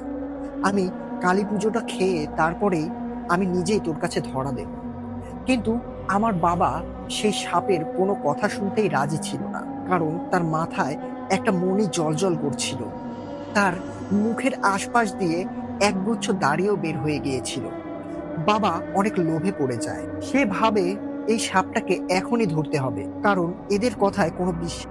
যাই হোক, বাবা সেই সাপটাকে ধরতে সক্ষম হয়, কারণ আমার বাবা ছিলেন একজন অভিজ্ঞ সাপুরিয়া। যদিও আমাদের এলাকার একজন সর্দার ছিলেন, তাই তিনি অত বড় একটা সাপকে ধরতে একাই সক্ষম হয়েছিলেন। যদিও সেই সাপের দৈর্ঘ্য ছিল প্রায় 9 থেকে 10 ফুটের কাছাকাছি। সেই সাপটাকে আমার বাবা ধরে নিজের ঝোলার ভেতরে ভরে নেন। তিনি জানতেন এই সাপটার অবিশ্বাস্য বিষ হতে পারে, তবুও ভয় না পেয়ে তিনি এই সাপটাকে ধরে ফেলেন আর মনে মনে বলতে থাকেন, তিনি এবার যে জিনিসটাকে ধরেছেন এটা আসলে কোনো সাধারণ জিনিস নয়। হয়তো তার জীবনটা এবারই বদলে যেতে পারে, কারণ এরকম ঘটনা আমার বাবা আমার দাদার কাছ থেকে অনেক শুনেছে। এবার বাবা ওই সাপটাকে ধরে নিয়ে নিজের বাড়িতে চলে আসে। বাড়ির অর্ধেকটা রাস্তায় আসতেই আমার বাবা কেমন একটা অস্বস্তি অনুভব করতে থাকে।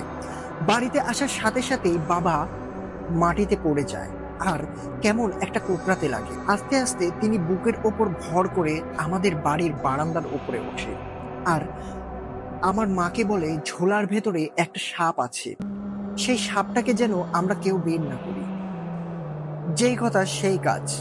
কিন্তু বাবার এরকম অসুবিধার কারণ জানতে চাইলে বাবা কেমন একটা জড়ানো কথায় বলে, একটু আগেই বাবা যেটা ধরেছে আর তার সাথে কি কি ঘটেছে। ঘটনাটা শুনে আমার মা অনেক চিন্তিত হয়ে পড়েন, কারণ যেহেতু ওই জিনিসটা বলেছিল যে তুই আমাকে কালী পুজোর পরেই ধরিস। আমার মা আমার বাবাকে অনেক বকাঝকা করল, কারণ জিনিসটা যখন নিজেই বলেছিল যে আমাকে কালী পুজোর পরে ধরিস, তাহলে এখন কেন ধরে নিয়ে আসলো। এই ঘটনার প্রায় ঘন্টাখানেকের মাথায় আমিও নিজে 2টা সাপ ধরে নিয়ে বাড়িতে আসি। শুধু আমি নই, আমাদের পুরো টিমই বাড়িতে চলে আসে। আর বাড়িতে এসেই এই ঘটনাটা আমাদের এলাকায় আগুনের মতো ছড়িয়ে পড়ে যে আমাদের সর্দার এমন একটা সাপ পেয়েছে যেই সাপ নাকি কথা বলতে পারে।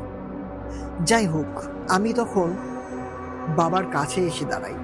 বাবা ঠিক আগের মতো জড়ানো কণ্ঠে আমাকে বলে সেই সাপটাকে যেন আমি বের না করি। আর আমার বাবা নিজের শরীরে অনেক অসুস্থ অনুভব। বাবা যদি জ্ঞান হারিয়ে ফেলে অথবা নিস্তেজ হয়ে পড়ে, তাহলে আমরা কেউ যেন বাবাকে মৃত ঘোষণা না করি। প্রায় 7 দিনের মাথায় যদি আমার বাবা জ্ঞান ফিরে না পায়, তাহলে যেন আমরা বাবাকে মৃত ঘোষণা করি আর তার শরীরটাকে যেন সৎকার করার ব্যবস্থা করি। ঠিক এরকমই ঘটেছিল। প্রায় 4 দিন পর্যন্ত আমার বাবার কোনো জ্ঞান ফিরেছিল না। আমরা আমার বাবাকে একটা খাটিয়ার উপরে শুইয়ে রেখেছিলাম। বাবা কোনো কথা বলছিল না, তিনি চোখ খুলছিলেন না। ডাক্তারকে ডেকে নিয়ে আসা হয়েছিল, কিন্তু ডাক্তার হার্টবিট চেক করে দেখেন বাবার কোনো সাড়া শব্দ নেই, তার হার্টবিট পাঞ্চ করছিল না। এভাবেই 3টা দিন কেটে যায়। এরই ভেতরে বাবা প্রথম দিন থেকেই প্রচুর পরিমাণে ঘামতে আরম্ভ করেন। তিনি এত পরিমাণে ঘামছিলেন যেটা আপনি না দেখলে আপনাকে বলে বোঝাতে পারবো না। পুরো বিছানার সকল চাদর কাপড় সবকিছু ভিজে যাচ্ছিল। কোনো উপায় না পেয়ে আমরা বাবার খাটিয়ার চারপাশে টেবিল ফ্যান সেট করে দেই। এভাবেই 4টি দিন কেটে যায়। 4 দিনের পর আমার বাবার শরীরে সকল ঘাম শুকিয়ে যায় আর তার শরীরটা মৃত মানুষের মতো শক্ত আর ঠান্ডা হয়ে গিয়েছিল। আমরা বুঝতে পেরেছিলাম বাবা হয়তো আর এই পৃথিবীতে নেই। তারপরে আমরা সবাই সিদ্ধান্ত নিলাম বাবার দেহটাকে সৎকার করব। 4 দিনের দিন আমরা রাত 10টার দিকে বাবার জানাজা নামাজ পড়ে তার লাশটা দাফন করে ফেলেছিলাম। ঘটনাটা এখানেই শেষ। তবে বিশ্বাস করা না করা সম্পূর্ণ আপনার ব্যাপার। এবার আমি বাবার ওই ঘটনা নিয়ে কিছু কথা বলি। আসলে আমাদের অগোচরে এরকম কিছু জিনিস থাকে যারা আমাদের অলৌকিক ক্ষমতা দিতে পারে। আমার বাবা পেশায় একজন শুধু সাপুড়িয়াই ছিলেন না, তিনি একটা বড় মাপের কবিরাজও ছিলেন। তার কবিরাজির অনেক ঘটনা আমার জানা আছে, আর সেই ঘটনাগুলো আমি অবশ্যই আপনার কাছে লিখে পাঠাবো, যদি এই ঘটনাটা সিলেক্টেড হয়। কথা হবে অন্য কোনো দিন। আজকের মতো বিদায় নিচ্ছি। সবাই আমার জন্য দোয়া করবেন। আমি এখনো মান্তাপাড়াতেই থাকি। সঙ্গত কারণে আমি আমার নাম প্রকাশ করলাম না।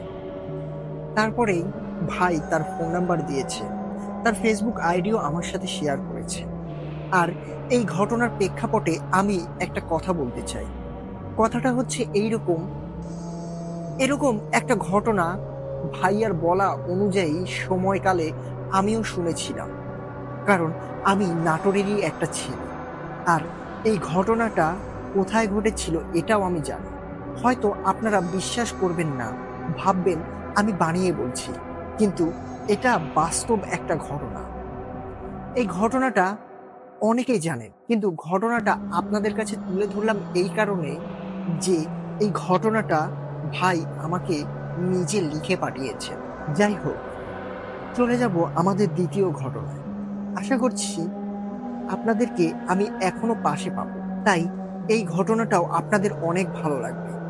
কোথাও যাবেন না, যেভাবে লেখা আছে আমি ঠিক সেভাবেই পড়ার চেষ্টা করব। ঘটনাটা আমাদের মডারেটর রানা হামিদ আমাদের নাটোর শহরের কোনো একটা জায়গা থেকে কালেক্ট করেছে। সঙ্গত কারণে সে নাম, ঠিকানা এসব প্রকাশ করতে নিষেধ করেছে। চলে যাচ্ছি মূল ঘটনা। রানা ভাই যেভাবে আমাদের কাছে বলেছে, আমি ঠিক সেভাবেই আপনাদের কাছে উপস্থাপনা করার চেষ্টা করছি। বলছেন রানা ভাই, ঘটনাটা যার সাথে ঘটে যায় তার নাম আমি সিফাত ধরে নিচ্ছি। ঘটনাটা সিফাতের নিজের বাবার সাথেই ঘটে যাওয়া।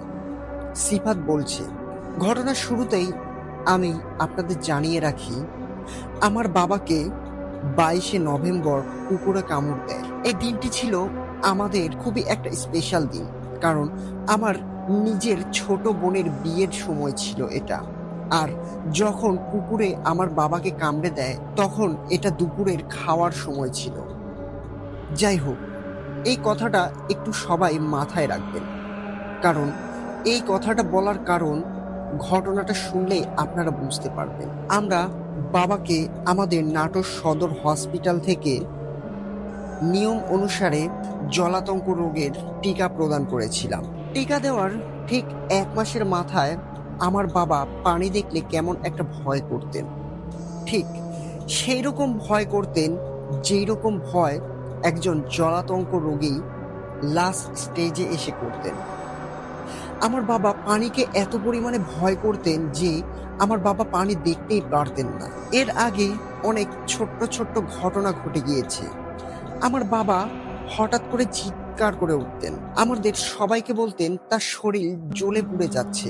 অনেক সময় তিনি মোটর ছেড়ে দিয়ে নিজের শরীরে পানিও দিতেন, কিন্তু এতেও তার শরীরের কোনো জ্বালা পোড়া কমতো না। এভাবেই 1টা মাস কেটে যায়। আমার বাবা দিনকে দিন খুব থেকে খুবই অসুস্থ হতে লাগলেন। আমরা অনেক ডাক্তার দেখিয়েছিলাম, কিন্তু কোনো ডাক্তারই আমার বাবাকে সুস্থ করতে পারছিলেন না। সবাই বলছিল কুকুরের কামড়ের ফলে বাবার জলাতঙ্ক রোগ হয়েছে। আমরা এই নিয়ে ডাক্তারের কাছে অনেকবার গিয়েছি, কিন্তু কোনো রকম কোনো লাভ হয়নি। একেবারে শেষ পর্যায়ে আমার বাবার অবস্থাটা এমন হয়ে গেল যে আমার বাবা পানির গ্লাস তো দূরের কথা, পানি দেখতেই পারতেন না। পানি দেখার সাথে সাথেই তিনি প্রচন্ড ভয়ে আঁতকে উঠতেন। নিজের ঘর থেকে বের হতেন না, নিজের খাট থেকে অন্য কোথাও যেতেন না। শুধু তাই নয়, প্রকৃতির ডাকে সাড়া দিতে গেলে যেই তরল পদার্থটা বের হয়, আমার বাবা সেই তরল পদার্থ দেখলেও ভয় পেতেন। আমরা বুঝতে পারছিলাম না এসব কি হচ্ছে বাবার সাথে, কারণ সাধারণ জলাতঙ্ক রোগ এরকম হয় না। আর 1 মাসের ভেতরেই রোগটা যে এত পরিমাণে ছড়িয়ে যাবে এটাও আমরা কেউ কল্পনা করতে পেরেছিলাম না। আমরা তো বাবাকে ভ্যাকসিন দিয়েছিলাম, কিন্তু তবুও এমন কেন হচ্ছে আমরা কেউ বুঝতে পারছিলাম না। শেষ আমার নানুর কথা শুনে আমরা এক কবিরাজের কাছে বাবাকে নিয়ে যাই। বাবাকে কবিরাজের কাছে নিয়ে যাওয়ার সাথে সাথেই কবিরাজ বলে উঠলেন, তোরা এই রোগীকে নিয়ে এখনই এখান থেকে বেরিয়ে যা, কারণ আমার হাতে আর একটুকু সময় নেই যে এই রোগীর জন্য আমি কিছু করতে পারবো।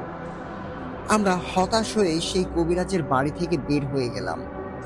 এবার আমরা মনে মনে বুঝতে পারলাম হয়তো আমার বাবার সাথে কোনো খারাপ কিছু একটা হয়েছে। এটা শুধু জলাতঙ্ক রোগ নয়, এর ভেতরে অন্য কোনো গভীর কোনো কিছু আছে যেটা আমাদের সবার অগোচরেই ঘটে গিয়েছে। আমরা আরো একটা কবিরাজের শরণাপন্ন হলাম। তিনি পুরো ঘটনাটা শুনে আমাদের বাসায় আসতে চাইলেন। যেই কথা সেই কাজ। 3 দিনের মাথায় সেই কবিরাজটি আমাদের বাড়িতে এসে উপস্থিত হলেন। আমাদের বাড়ির মেইন গেটের সামনে আসতেই তিনি উপরের দিকে তাকালেন আর কিছু একটা বিড়বিড় করে বলতে লাগলেন। ঘরে ঢোকার সাথে সাথে তিনি আমাদের বললেন, তোদের তোদের বাড়িতে খুব খুব আষ্টে গন্ধ বের হচ্ছে। এই বাড়িতে খুব খারাপ কোনো কিছুর একটা প্রভাব আছে, যেটা আমি বুঝতে পেরেছি। আর শুধু বুঝতেই পারিনি, আমি যখন তোদের বাড়ির মেইন গেটের সামনে এসেছিলাম তখন আমি কোনো কিছুকে ওপরের দিকে উঠে যেতে দেখেছিলাম। মনে হয় আমাকে দেখেই সেই জিনিসটা ওপরের দিকে কোথাও পালিয়ে গিয়েছে। তারপরে সেই কবিরাজটা আমার বাবার দিকে তাকালেন। তার এরকম চেহারা দেখে তিনি প্রচন্ড ভয় পেয়ে গেলেন আর আমাদের উদ্দেশ্যে বলতে লাগলেন, আফসোস, তোরা আর কিছুদিন আগে যদি আমার সাথে যোগাযোগ করতে পারতি তাহলে আমি এই রোগীটার জন্য অনেক কিছু করতে পারতাম। কিন্তু তার অবস্থাটা এত পরিমাণে খারাপ হয়ে গিয়েছে, তাকে বাঁচানোটা এখন মনে হয় কোনো বড়সড় যুদ্ধে একা অংশগ্রহণ করার মতো। যাই হোক, সেই কবিরাজটা আমাদের কাছ থেকে 1 গ্লাস পানি চাইলেন আর আমি আমার নিজের হাতে আমার বাবার ব্যবহার করা পিতলের একটা গ্লাসে করে সেই কবিরাজের কাছে পানি নিয়ে এলাম। বাবা সেই গ্লাসের দিকে তাকাতেই কেমন করে একটা আঁতকে উঠলেন আর অনেক জোরে চিৎকার করতে করতে নিজের মাথা নিজের বুকের ভেতরে লুকিয়ে ফেললেন। এই জিনিসটা দেখে আমরা প্রচন্ড আশ্চর্য হয়ে গেলাম, যদিও এটা আমাদের সাথে প্রতিনিয়ত ঘটে আসছে, কিন্তু আজকে আমার কাছে কেমন একটা খটকা লাগলো। এতদিন বাবা শুধু পানি দেখেই ভয় করতেন, কিন্তু এই গ্লাসটা দেখে যে ভয় করতেন এটা আমরা এর আগে কোনো দিনও লক্ষ্য করেই দেখিনি। সেই কবিরাজটা পিতলের সেই পানির গ্লাসটা হাতে নেওয়ার সাথে সাথে মাটিতে ফেলে দিলেন আর তিনি তার নিজের হাত ধরে বলতে লাগলেন, আমার হাতটা জ্বলে যাচ্ছে, আমার হাতটা জ্বলে যাচ্ছে। এই কথা বলার সাথে সাথে পাশে থাকা পানির জগের ভেতরে তিনি তার হাত ডুবিয়ে দিলেন। তারপরে কোনো কিছু একটা ভেবে তিনি সেই পানির গ্লাসটার দিকে ভালোভাবে তাকালেন। সেই পানির গ্লাসটার দিকে অপালক দৃষ্টিতে অনেকক্ষণ যাবৎ তাকিয়ে রইলেন। তারপরে তিনি তার পকেট থেকে কিছু একটা বের করলেন। সেই জিনিসটা আসলে কি ছিল এটা আমি বলতে পারবো না। তিনি তার মুঠো করে কোনো কিছু একটা পরে সেই গ্লাসের উপরে ছুঁড়ে মারলেন আর সেই গ্লাসের ওপরে যেই জিনিসটা ছুঁড়ে মারলো সেটা আমরা স্পষ্ট দেখতে পেলাম এটা কোনো পদার্থ ছিল না। মনে হচ্ছিল তিনি এক রশ্মি ধোঁয়া আমার বাবার ব্যবহার করা সেই পিতলের গ্লাসের দিকে ছুঁড়ে মারলেন। তারপরেই সেই কবিরাজটা কেমন একটা চিন্তিত হয়ে বললেন, আসলে সমস্যাটা তোদের বাড়িতে নয়, আসল সমস্যাটা এই পানির গ্লাসের ভেতরে আছে। আমরা কবিরাজের এই কথার কোনো কিছুই বুঝতে পারলাম না। তিনি আসলে কি বলতে চেয়েছেন এটাও আমরা বুঝতে পারলাম না। তারপরে আস্তে আস্তে সেই কবিরাজটা আমাদের বললেন, তোর বাবার ওপরে অনেক অনেক ভয়ঙ্কর একটা কালো জাদু করা হয়েছে আর এই কালো জাদুটা এত পরিমাণে সূক্ষ্ম আর বিচক্ষণতার সাথে করা হয়েছে যেটা যেটা কোনো অবস্থাতেই ধরতে পারা সম্ভব নয়। ধন্যবাদ তোকে জানাই। যদি তুই এই গ্লাসটা আমার হাতে না দিতি তাহলে হয়তো আমিও তোর বাবার আসল সমস্যাটা ধরতে পারতাম না। তারপরে আর দেরি না করে সেই সন্ধ্যায় আমাদের বাড়িতে ওই কবিরাজটা কোনো একটা রিচুয়াল করার কথা বললেন। প্রায় বেশ কিছু টাকা খরচ করে আমি কিছু জিনিস ওই কবিরাজের বলা মতো নিয়ে এসে দিয়েছিলাম। তার ভেতরে ছিল নতুন একটা বাঁশের তৈরি কুলো, আর 2 থোকা কলা, কিছু সিঁদুর, আর জবা ফুল, এরকম আরো অনেক অনেক কিছু আমি সেই কবিরাজের জন্য জোগাড় করে নিয়ে এসেছিলাম। সেই কবিরাজটা কুলোর ওপরে করে সুন্দর করে একটা কিছু সাজিয়েছিলেন। আমি প্রথমে সেই জিনিসটাকে দেখে ভেবেছিলাম এটা হয়তো কোনো পুজো কিংবা অন্য কিছু করার জন্য এইরকম ভাবে তিনি সাজিয়েছেন। আমার বন্ধু বান্ধবের ভেতরে যারা হিন্দু আছে তাদেরকে আমি ঠিক এইরকম ভাবেই কিছু একটা করতে দেখেছি। আসলে এটাকে কি বলে এটা আমি সঠিক জানি না, তবে ওই রকম কিছু একটা জিনিস কবিরাজ সাজিয়েছিলেন। তারপরে তিনি তার সামনে ওই সাজানো কুলোটা রেখেছিলেন। কুলোর ভেতরে একটা বড় মোমবাতি জ্বালিয়ে দিয়েছিলেন। তিনি তার নিজের বাড়িতেও গিয়েছিলেন। সেইখান থেকে তিনি একটা হার নিয়ে এসেছিলেন, কোনো কিছুর একটা হার নিয়ে এসেছিলেন। যখন ওই গ্লাসটা আমার কাছ থেকে ওই কবিরাজটা চেয়েছিলেন, তখন আমি ওই গ্লাসটা আনতে গিয়েছিলাম। আমার দিব্যি মনে আছে সেই গ্লাসটি আমি অন্য কোথাও নয়, আমি নিজে আমার ঘরের পড়ার টেবিলের ওপরে রেখেছিলাম। কিন্তু আমি পুরো বাড়ি তন্ন তন্ন করে খুঁজেও সেই গ্লাসটাকে কোথাও পাচ্ছিলাম না। গ্লাসটা না পেয়ে কবিরাজের কাছে এসে দাঁড়াই, আর নরম সুরে তাকে বললাম, এই গ্লাসটা আমি খুঁজে পাচ্ছি না। তারপরেই সেই কবিরাজটা ওই কুলোর সামনে আমার বাবার ব্যবহার করা সেই পিতলের গ্লাসটা রাখলেন। আমি আগেই বলেছিলাম তিনি তার বাড়ি থেকে কিছু জিনিস নিয়ে এসেছিলেন। তার ভেতরে আমি কোনো কিছুর একটা হাড় দেখতে পেয়েছিলাম। সেই হাড়টি যখনই সেই কুলোর মাঝখানে ওই মোমবাতির কাছে রাখলেন, আশ্চর্যজনকভাবে কুলোর সামনে থাকা সেই গ্লাসটি কেমন একটা কম্পন করতে লাগলো, যেটা আমার কাছে কোনো অবস্থাতেই স্বাভাবিক মনে হচ্ছিল না। গ্লাসটা এত পরিমাণে কম্পন করছিল যেটা আমি বলে বোঝাতে পারবো না। মনে হচ্ছিল কোনো অদৃশ্য শক্তির হাতে সেই গ্লাসটা আছে, আর সে ভয়ে কাঁপছে, আর ওই গ্লাসটাও সাথে সাথে কাঁপছে। এভাবেই কয়েক সেকেন্ডের ভেতরে আমাদের সবাইকে আশ্চর্য করে দিয়ে ওই গ্লাসটা মাটি থেকে 2-4 আঙ্গুল উপরে উঠে কাঁপতে লাগলো, আর ঠাস করে আবার মাটিতেও পড়ে গেল। এটা দেখে কবিরাজের চেহারার ভেতরে আমরা একটা স্পষ্ট চিন্তার ছাপ দেখতে পেলাম। তারপরে তিনি তার জায়গা থেকে উঠে দাঁড়ালেন, আর আমাদের সবাইকে আশ্চর্য করে দিয়ে বললেন, এই কালো জাদুটা কোনো সাধারণ জাদু নয়, এটা খুব খুব শক্তিশালী একটা জাদু, যেটা কোনো মানুষ নয়, একটা খুব শক্তিশালী ভয়ঙ্কর দুষ্টু জিনের দ্বারা করা হয়েছে। আর এই জাদুটা এই পানির গ্লাসের ভেতরে করা হয়েছে। আমার বাবাকে যখন কুকুরে কামড় দিয়েছিল, তার বেশ কয়েকদিন আগ থেকে বাবা এই গ্লাসটা ব্যবহার করা শুরু করেছিলেন। আর এই গ্লাসটা বাবার এত পরিমাণে প্রিয় হয়ে গিয়েছিল যে এই গ্লাসটাকে যদি কেউ হাত দিয়ে ধরতে, তবুও আমার বাবা অনেক অনেক রেগে যেতেন।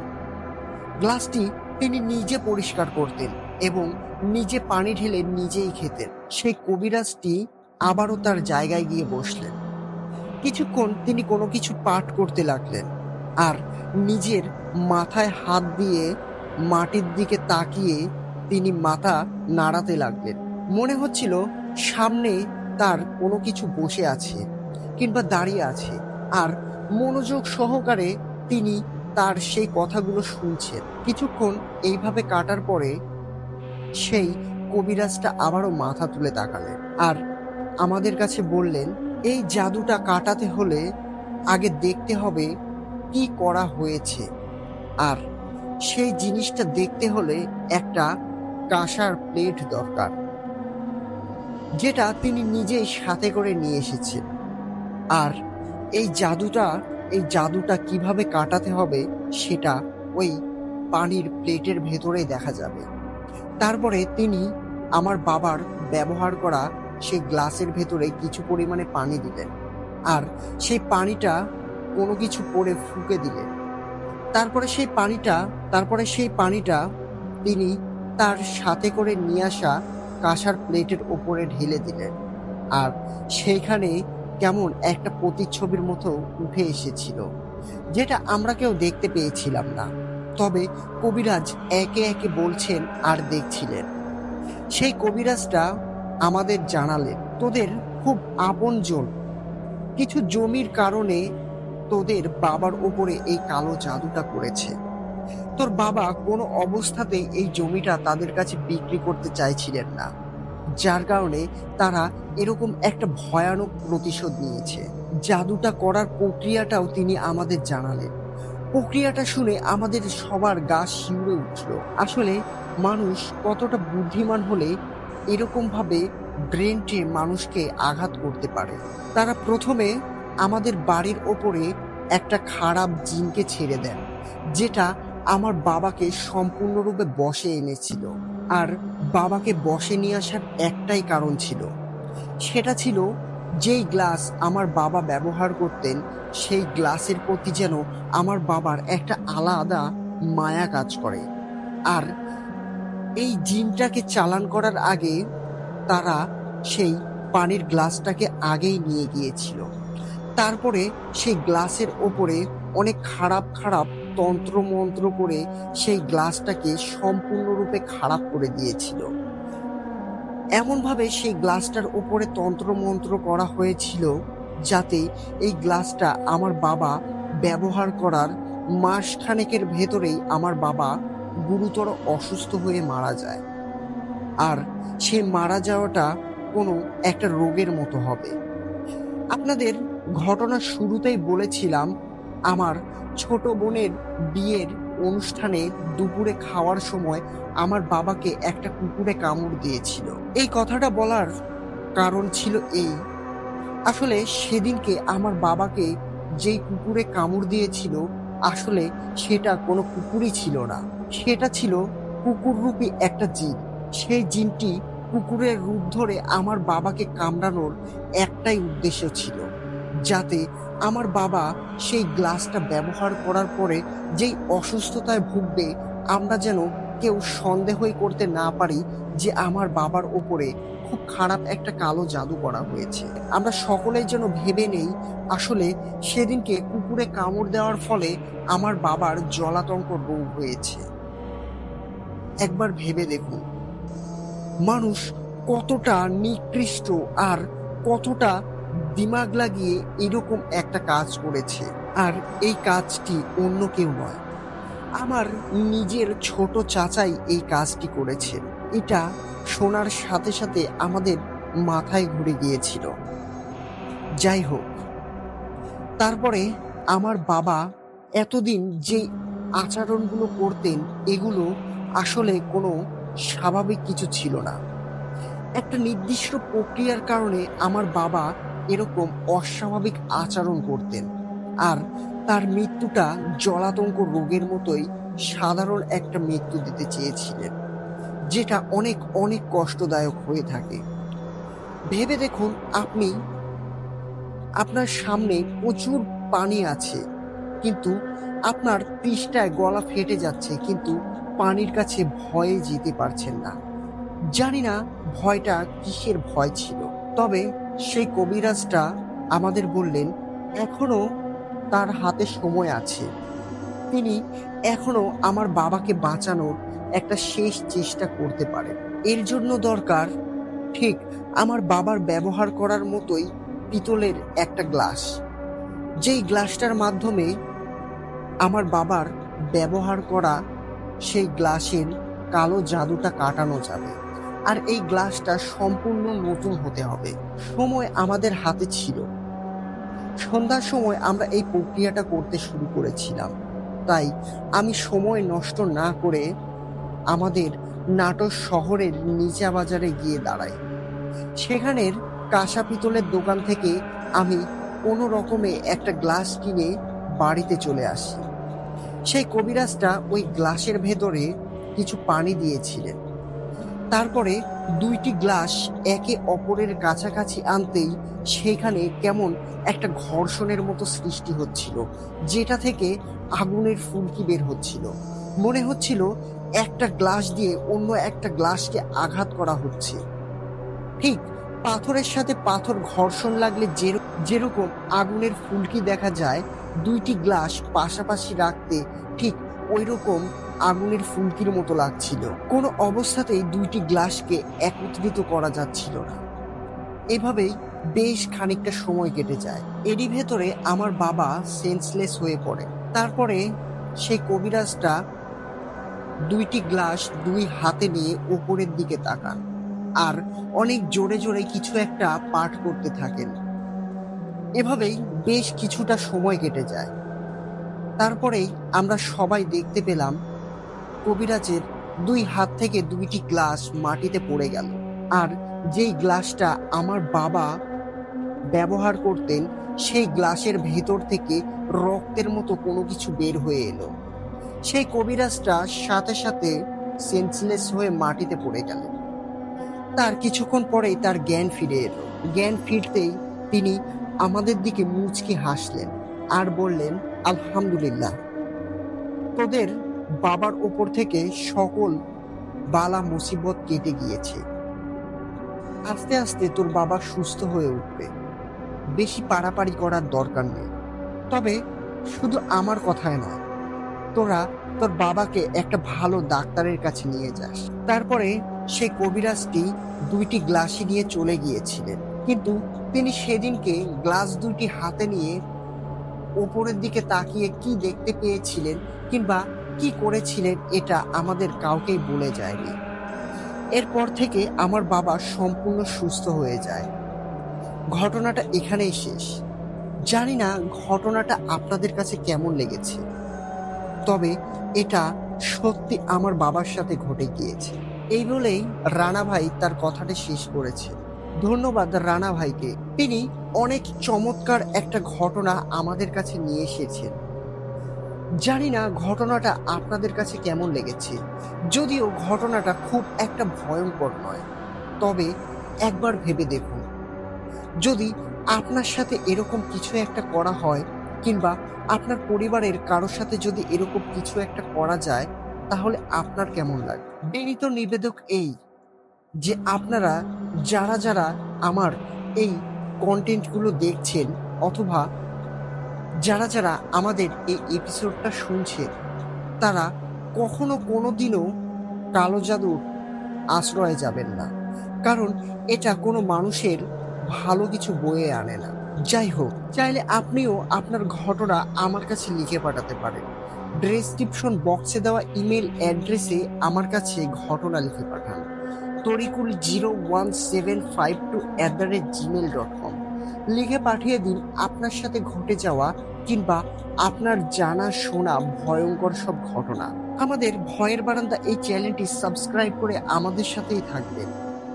আশা করছি আজকের এপিসোডটা আপনাদের অনেক অনেক ভালো লেগেছে। তাই আজকের মতো বিদায় নিচ্ছি। কথা হবে অন্য কোনো এপিসোডে। সবাই ভালো থাকবেন। আসসালামু আলাইকুম।